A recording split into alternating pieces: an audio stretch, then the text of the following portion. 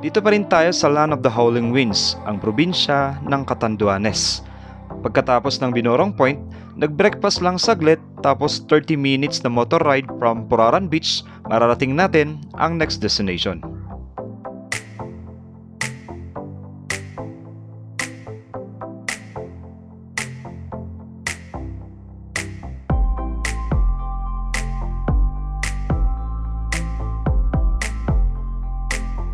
Yung next destination natin ay dito sa bayan ng Gigmoto, Catanduanes.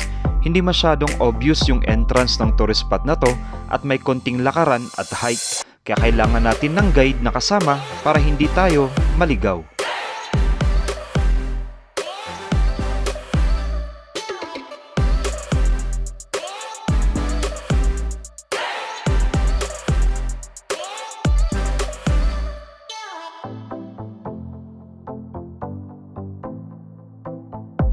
At ayon sa guide ko na si Anthony, buti na lang daw at hindi umulan dahil nagiging maputik raw yung bahagi ng trail na to papunta doon sa Green Lagoon.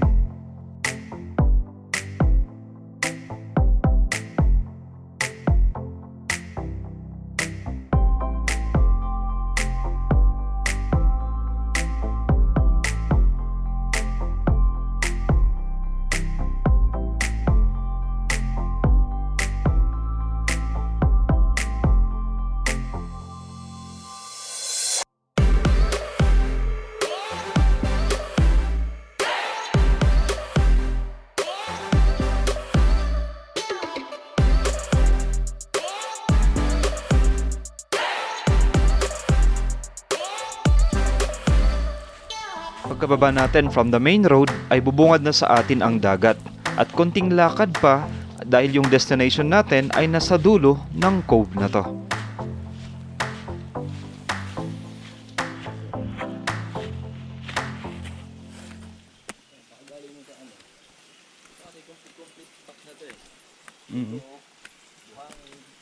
Bato.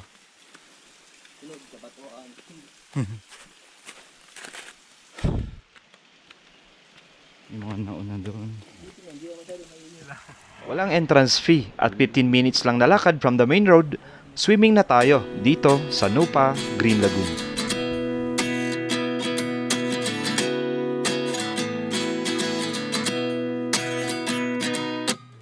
At 29 and I find myself wondering what did happen to the last 10. I ran away with my life, fast forward, never turn back again.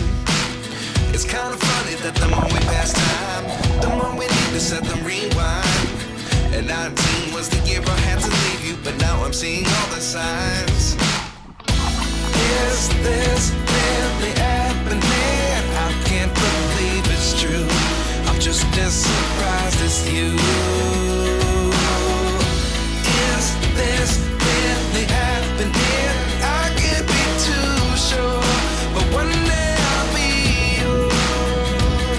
again.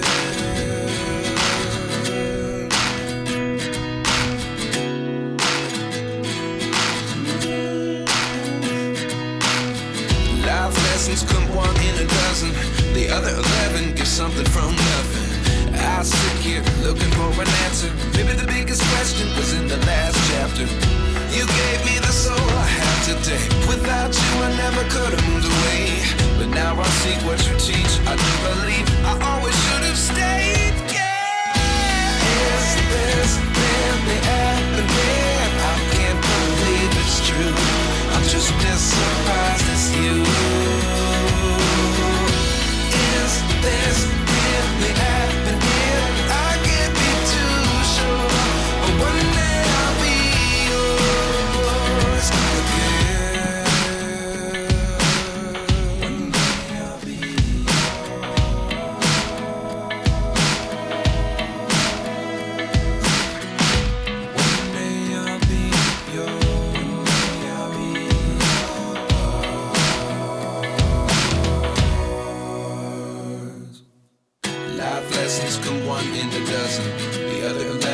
something from nothing. Life lessons come one in a dozen. The other 11 give something from nothing. Life lessons come one in a dozen. The other 11 give something from nothing. Life changes, just open the door. One thing's certain, I'll always be yours. Is this really happening? I can't believe it's true. I'm just as surprised as you. Is this really happening? I can't be too sure, but one day I'll be yours. Yeah. Is this really happening? I can't believe it's true. I'm just as surprised as you. Is this really happening? I can't be too sure, but one day I'll be yours.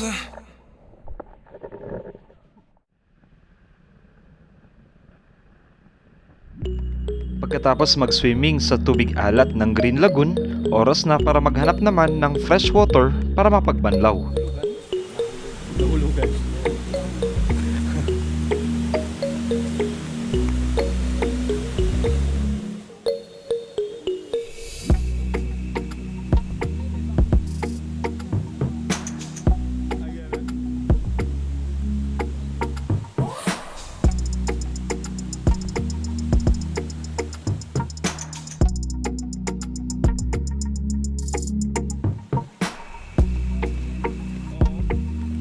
Sa dagat mainit kanina eh.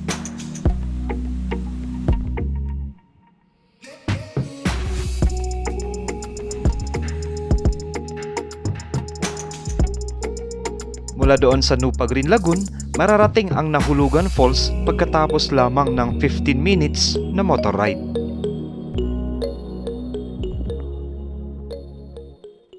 Ayon sa kwento, may kalabaw daw o baka na tinangay ng tubig at nahulog sa waterfall na to, kaya tinawag na Nahulugan Falls.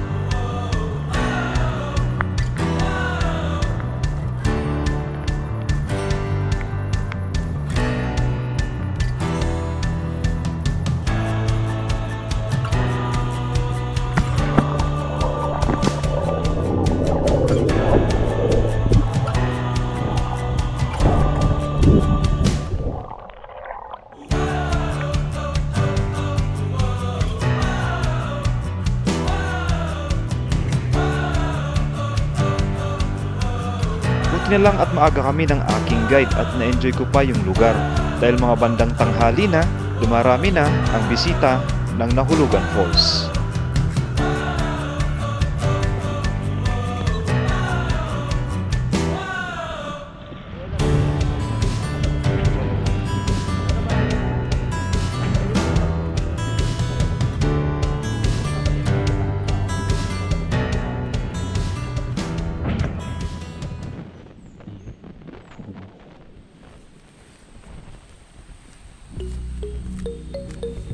May ano dyan sa taas. Ano to? Private property siguro. Ah.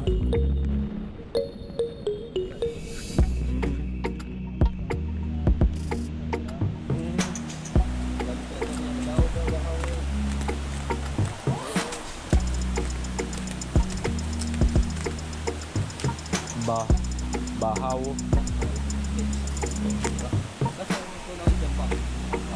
Bahaw. Bahaw, folks.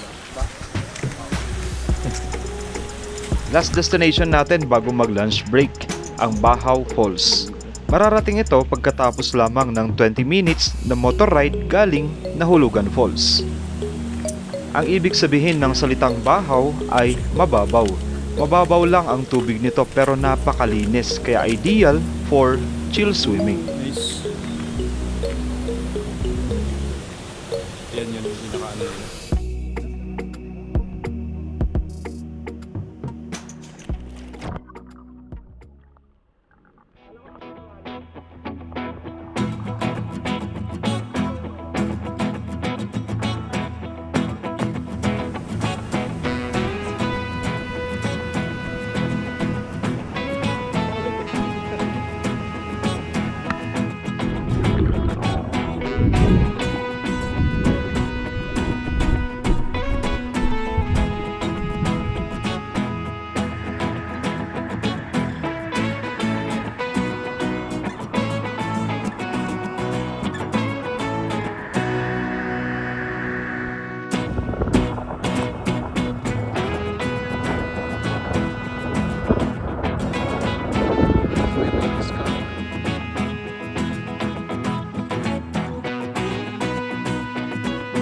Pagkatapos pasyalan ang ilan sa mga tourist spots dito sa Gigmoto, pabalik na tayo sa bayan ng Baras.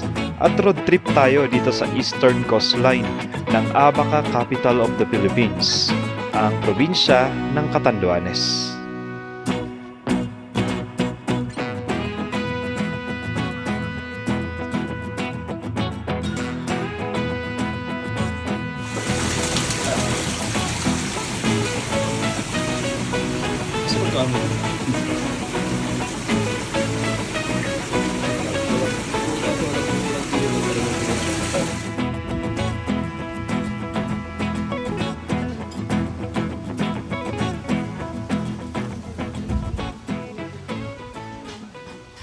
One hour later. After lunch at dahil medyo mainit ang panahon, bumalik muna ako dito sa aking stay, dito sa Jusurf Inn.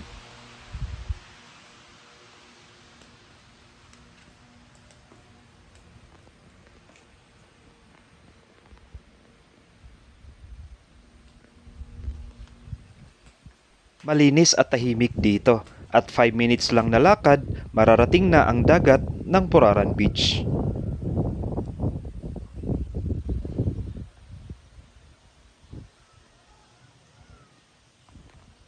Two hours later.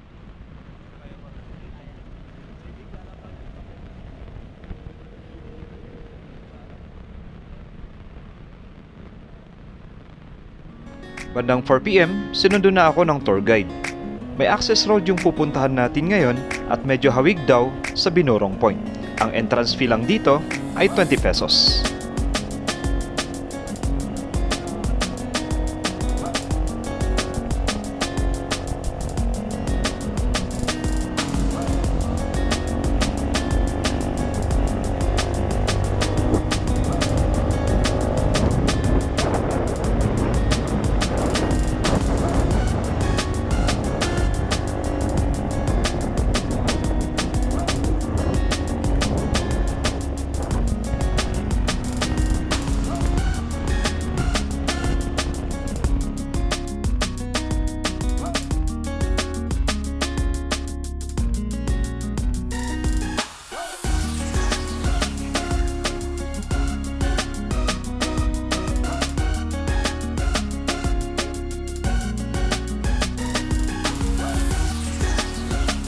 Matapos lamang ang 10 minutes na motor ride galing Puraran Beach, mararating na ang Balacay Point.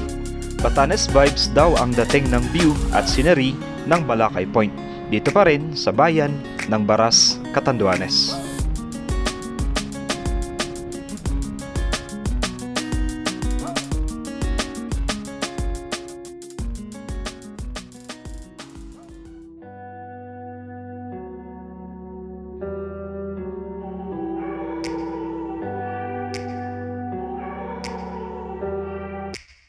Take me back to a place where I felt at home. Take me back to a day when we weren't alone. Take me back to an age when the world felt small.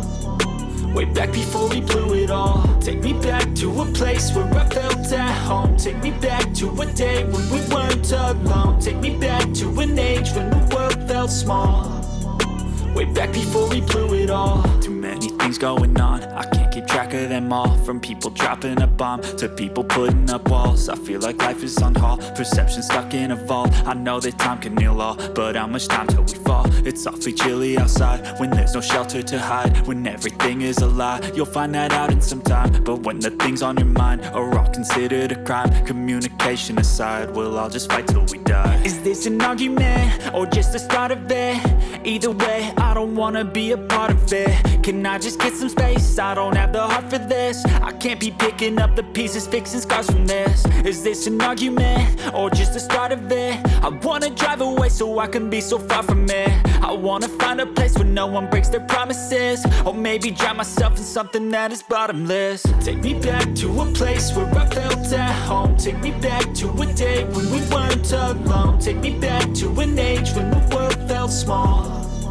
Way back before we blew it all. Take me back to a place where I felt at home. Take me back to a day when we weren't alone. Take me back to an age when the world felt small.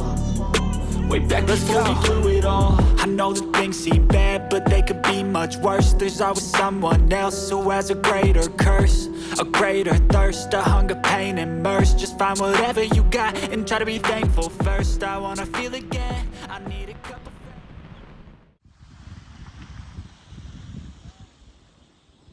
Pagkatapos ng halos buong araw na gala, muni-muni muna tayo dito sa Puraran Beach.